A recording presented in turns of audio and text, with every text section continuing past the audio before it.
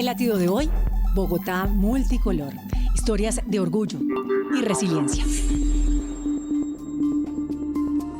490.000 personas de 18 años y más se autoidentifican como parte de sectores LGBTIQ+ a 2024.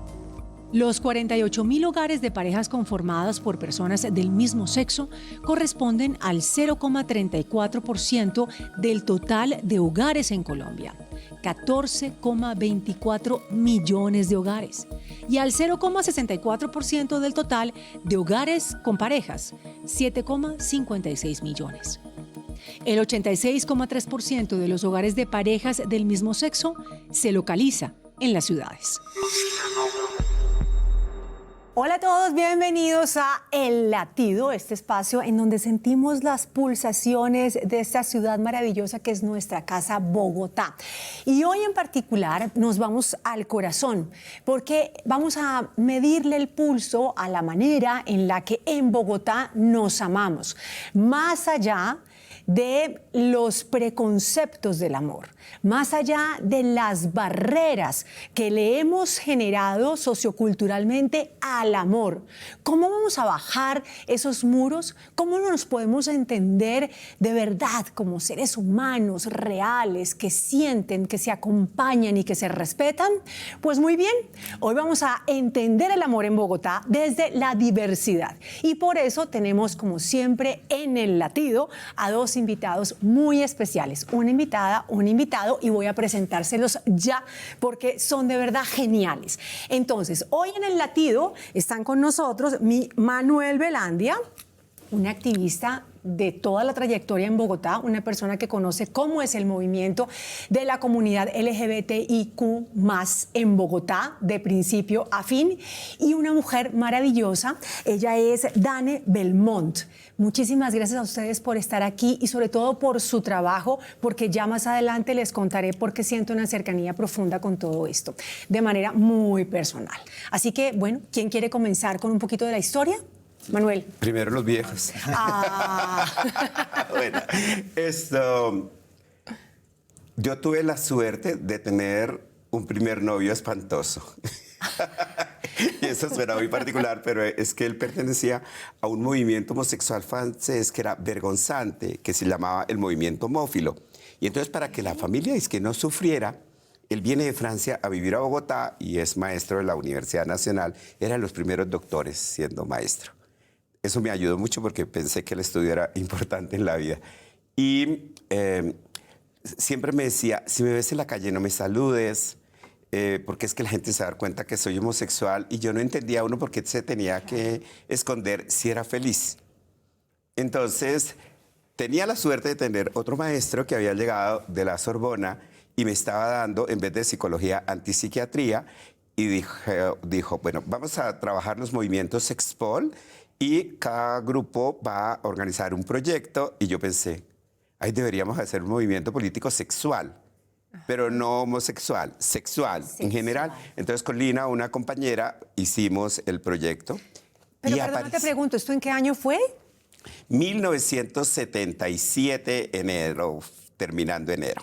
Ok, que la palabra sexual, si todavía tiene unas connotaciones complejas, en esa época, pues aún más. Claro, por eso como que entendíamos que la violencia hacia las mujeres, que era como el tema principal, era muy importante trabajarlo. El maestro dijo, ¿y por qué no hacen un movimiento político sexual más amplio?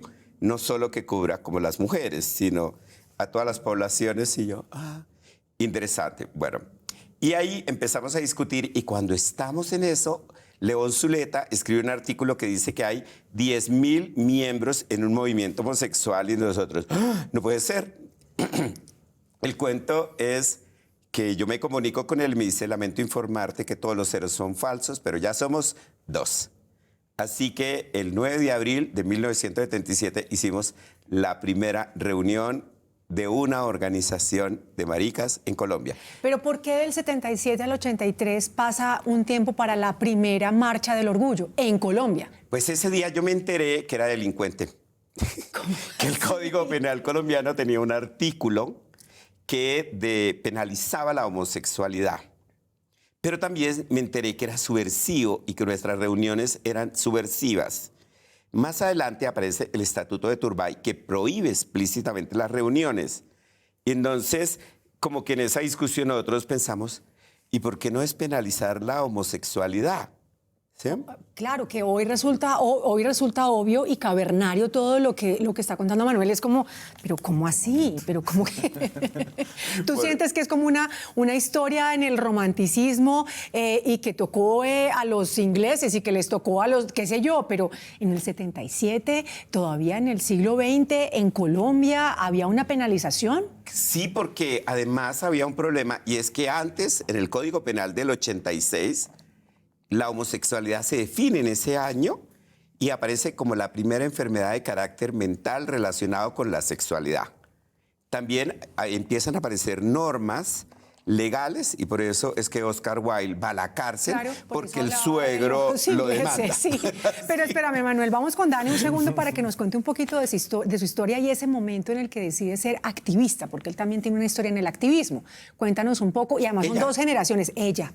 Gracias por ayudarme con eso, porque los pronombres, fíjate, ahí hay un tema, y es que los pronombres, no todos para todo, no todos esos pronombres para nosotros, quienes no estamos tan inmersos en ese mundo, son claros y causan este tipo de confusiones, y yo agradezco que me indiquen ustedes qué debo hacer, porque Dane fue muy clara al comienzo del capítulo al decirme mi pronombre es ella, pero ahí hay algo que yo quiero decirle a quienes no nos están viendo, porque también nos están escuchando, y es que Dane, tú eres una mujer, pero también tienes todas las características que podrían definir a un hombre dentro de lo convencional, dentro de lo tradicional. Yo te veo a ti vestida de mujer, tienes ademanes de mujer, tu cabello largo, tu pelo largo, hermoso, que yo quisiera tener ese pelo, por Dios, pero tienes barba, por ejemplo. Entonces, para nosotros, las pero ¿te puedo personas... decir una cosa? Es que ella no está vestida de mujer, ella es Ella mujer. es mujer, pero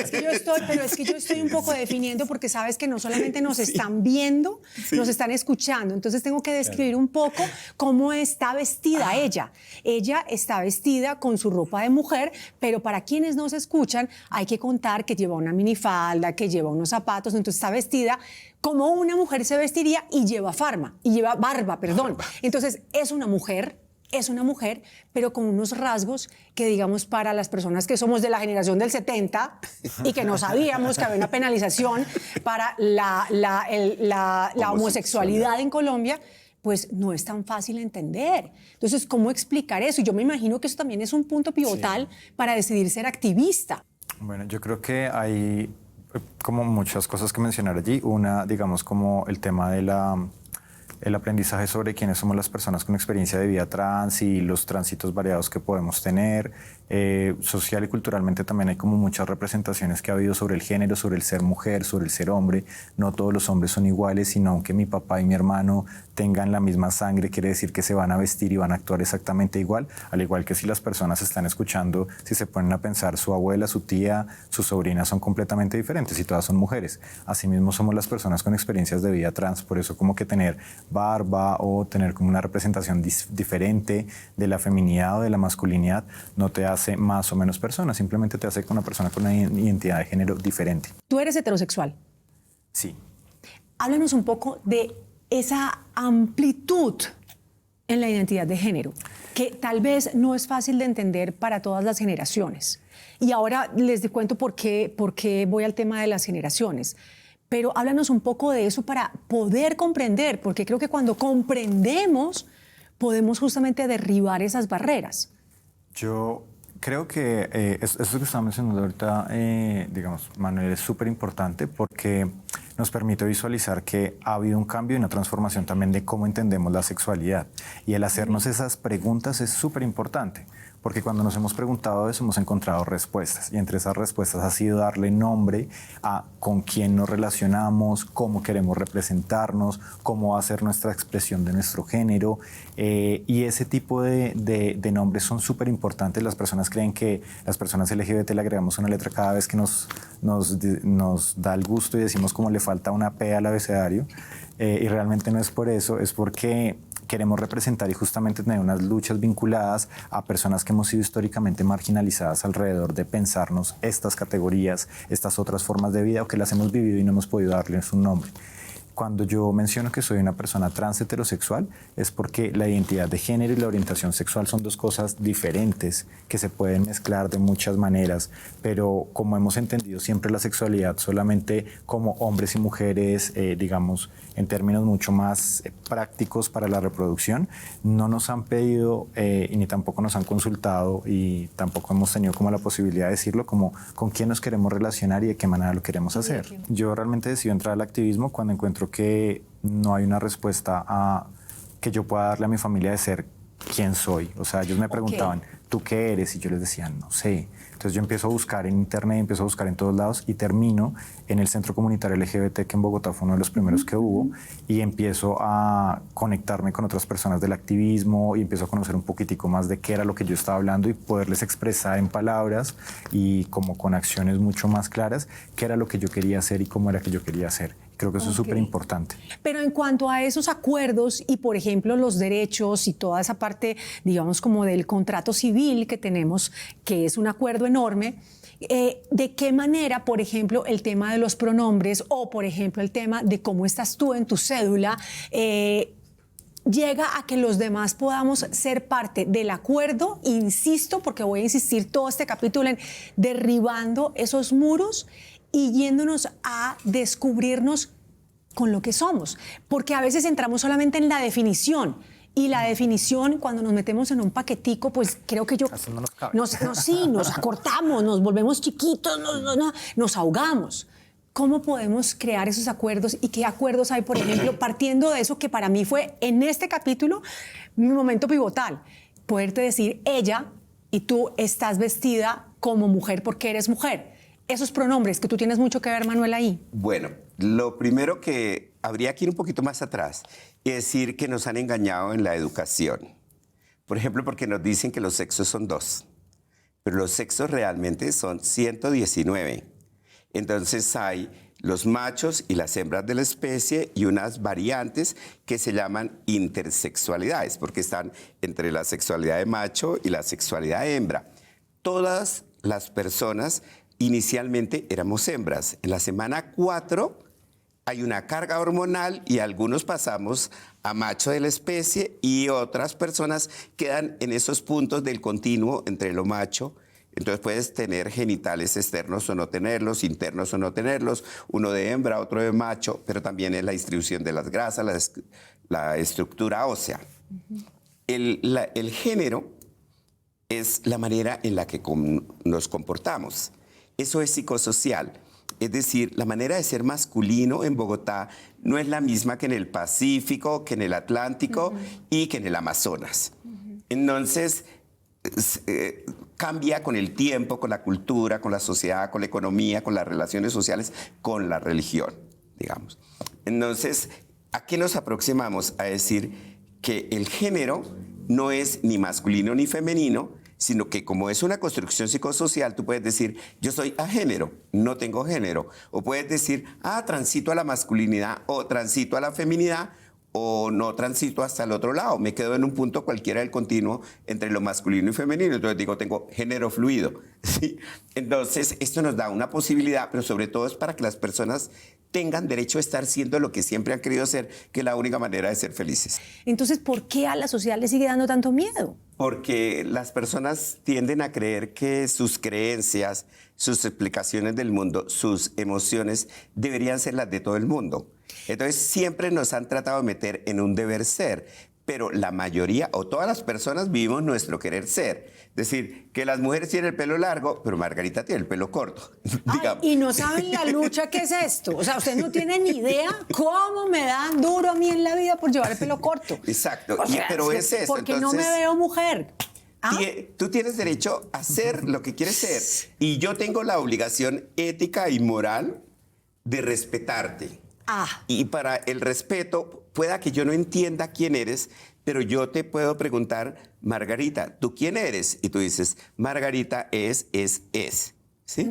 El problema es que nuestra identidad se tiene que acomodar de alguna manera. Entonces, hay gente que vive el deber ser y vive su sexualidad a escondidas. Hay gente que le cuenta a 3 amigos y entonces tiene como una identidad más de socialización. Y su identidad particular es como yo me pienso. Entonces, si yo logro unir la identidad social, la de socialización y la mía particular, voy a ser feliz. Se pensó en la necesidad, o lo pensé yo, realmente por allá en el 2004, sobre la necesidad de usar un lenguaje inclusivo para ser incluyentes, para ser más respetuosos. Entonces pensé, ellos, nosotros, vosotros, porque no siempre son ellos, ellas, sino también ellas. Pero, por ejemplo, en ese comprender de manera más profunda que finalmente lo que el ser humano vive es un tránsito en todos los aspectos de su vida, porque no somos, sino que vamos siendo, y esta manera de entender ese tránsito para poder entendernos, pero también definirnos dentro de nuestra individualidad, ¿verdad? Que es tan difícil de comprender para los demás justamente por esas creencias, ¿no es cierto? Yo vuelvo contigo al tema de la cédula y un poco de cómo en Bogotá te ven, porque ahí retomo el punto de cómo a mí me tienen que ver como si fuera poco femenina por tener el pelo corto, pero cómo te ven y cómo estás tú digamos, en términos civiles registrado en tu cédula, y cuando aparece tu cédula, ¿qué pasa con la gente y cómo te perciben? Esto para entender si en Bogotá realmente, y digo realmente, tenemos una imagen de que somos más mente abierta, o sí lo somos. Yo creo que hay muchas cosas como que se pueden mencionar sobre los tránsitos de las personas. Digamos como que los tránsitos, cuando son de tipos jurídicos, por ejemplo, o cambiar nuestros documentos de identidad y todo, implican un proceso larguísimo. Las personas creen que es como ir a la registraduría y decir como, no, ya quiero que me cambien el nombre y ya. Realmente es un proceso que para mí duró 4 meses. 4 meses muy largos de no saber qué era lo que iba a pasar con el documento de identidad. Pero que posibilitaron sobre todo que de ahí en adelante en todas las instituciones, bancos y demás, yo empezara a hacer el trámite para que me reconocieran con mi nombre jurídico actual. Yo en mi categoría tengo la categoría femenino, y digamos como que eso también es un logro y un avance grande, porque yo siempre sentí esa cédula como una cosa rara. Yo incluso la utilizaba era para abrir puertas, como cuando se me quedaba así las llaves de mi cuarto encerradas, o sea, así de inútil sentía que era como ese documento. Pero luego cuando ya tuve mi cédula empecé a sentir que por fin tenía algo que era mío, o sea, un documento que me representaba a mí. Y aunque pareciera ser que Bogotá es una ciudad demasiado fría y hostil, es una ciudad que se ha comprometido un poco más con reconocer la diversidad de las personas trans, porque las personas trans no solamente habitamos el barrio Santa Fe, que es donde en el imaginario de Bogotá existimos solamente las personas trans habitamos todas las localidades y de muchas maneras, y creo que incluso mi tránsito por la ciudad es un tránsito que yo siempre he sentido como un lugar seguro, ¿sí? O sea, como a diferencia, claro, yo he estado en otros países, yo he estado ¿Y en qué lugares ciudades. en Bogotá, por ejemplo, esa vida se siente segura y cómoda, y en qué otros lugares todavía hay que conquistar esos espacios? Yo creo que hay unas localidades principalmente que se han pensado, y yo creo que está muy relacionado con el arte, la cultura y la transformación social, que se han pensado mucho más que podamos otras personas habitarlos de maneras muy libres y tranquilas. Quisiera que los adoquines que van saltando por allí no fueran un problema para que las personas trans en tacones pudiésemos andar, pero siento que, digamos, hay ese tipo de lugares que se piensan la cultura de una manera diferente, son lugares más seguros para nosotras, porque se piensa en una posibilidad diferente del ser, de la diversidad, que no es solamente hablar sobre nuestro cuerpo y nuestra expresión, sino como personas. Y esos son espacios como más dignos y más chéveres para poder habitar. Ay, no sé si puedo meter la cuchara, Dale, por pero es favor. que el artivismo es fundamental para transformar la cultura. De nada sirve que cambie la norma legal, Sí, ¿no? mientras en la vida cotidiana no aprendamos a convivir en solidaridad y en respeto. Te voy a poner un ejemplo. Cuéntame. Mi hermana, que es mayor de mí, yo tengo 69 años, pero mi hermana tiene más de 80, lo primero que piensa es que yo debo ir al psiquiatra para que me curen la homosexualidad. Y el psiquiatra le dice, no, La homofobia es lo que necesita tratamiento emocional, Muy bien. no él. Él está bien en lo que está y es feliz. Entonces es probable que al mismo tiempo dos personas del mismo grupo etario vengan de procesos generacionales donde las contradicciones y la cotidianidad se viven distinto. Pero también es que para muchos jóvenes los derechos han existido siempre. Es decir, las dos chicas que tienen 20 años y van por la calle, probablemente ni siquiera saben que si no hubiera sido por el 80 el cambio del Código Penal, serían delincuentes. ¿Sí? Pensemos que lo que pasaba en Bogotá y en el país, te daban la libreta militar y te escribían profesión homosexual. Eso ahora a nadie se le pasaría por la cabeza. Ya las personas de género fluido, las personas trans, van a la universidad. Pocas, porque todavía sigue habiendo mucho rechazo en la escuela. ¿Sí? Pero en la universidad pueden ser. Sus tesis, sus investigaciones, sus trabajos de clase tienen que ver con lo que uno le interesa. Entonces se abren, tienen más elementos conceptuales, emocionales, de experiencia que les hacen ver la vida distinta. Lo que la ciudad tiene que ayudar es a crear espacios de inclusión. Dani, en lo cotidiano, ¿cómo en Bogotá podemos empezar a crear esos espacios?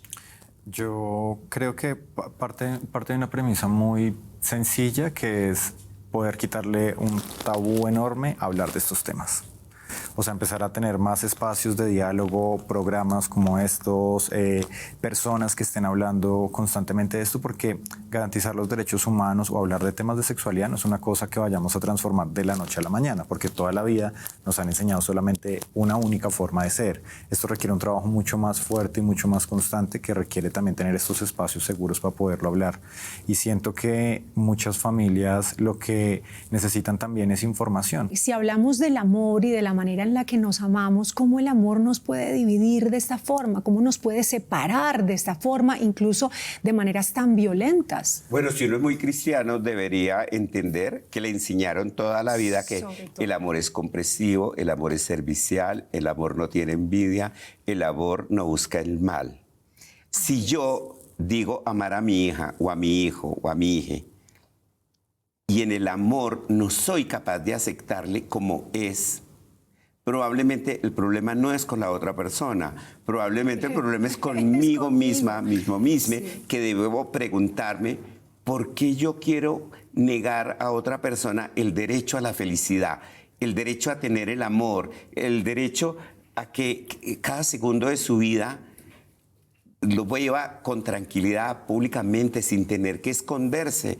¿Por qué si yo mismo le rechazo, no logro entender que eso crea espacios para que otras personas le rechacen? Pero si yo soy la madre que acepta, que respeta a la gente de mi familia, le cuesta más trabajo rechazar. Pero estamos llegando al punto del respeto, y el amor es respeto, y la comprensión es respeto, y el diálogo es necesario para el respeto.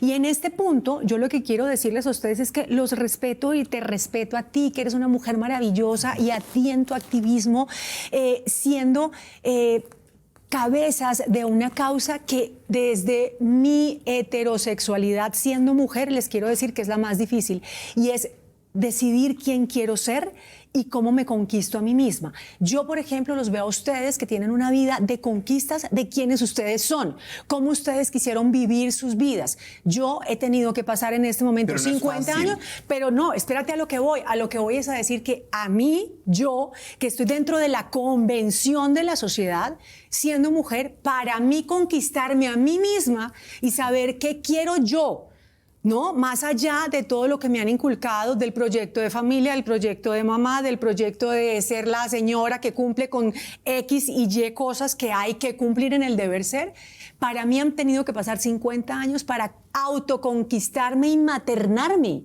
Y ustedes han decidido ser en su intimidad y decir, esto soy yo y yo me defino así, este es mi tránsito, esta es mi vida y esta es la manera en la que yo quiero amar y quiero pertenecer a Bogotá, a esta ciudad de esta forma. Así que de verdad mis respetos, porque yo me demoré toda una vida para conquistarme y estoy dentro supuestamente de la norma y ustedes han tenido que luchar y batallar por todos aquellos, incluso esta persona que yo amo con mi vida y que hace parte de su comunidad, para que estas personas, para que todos, para que los bogotanos podamos verlos con amor y con comprensión, no con tolerancia, sino con respeto. Así que Pero el muchísimas respeto gracias. lleva a la violencia. A mí me lanzaron una granada por marica, pero aprendí a ser resiliente. Volver arte la violencia para contar de una manera distinta que se puede vivir. Y es que si no volvemos el amor arte, porque el arte de amar es toda una tarea, pues entonces en nada quedamos. Dane, mil gracias por estar con nosotros. Manuel, muchísimas gracias. Y gracias sobre todo por todo este trabajo y mi admiración total. Y bueno, que el futuro nos vuelva a unir, ¿vale? Y a ustedes muchas gracias por acompañarnos. Nos encontramos nuevamente en El Latido para seguirnos amando desde la pulsación, desde este sí, el latido de Bogotá, de esta ciudad que tanto queremos. Bogotá, donde el amor es un acto revolucionario, una bandera que ondea en cada esquina, en cada palabra dicha sin miedo, en cada mano entrelazada sin importar quién la sostenga. Este episodio fue un homenaje al amor diverso, a ese latido único que desafía los prejuicios y que se atreve a ser libre.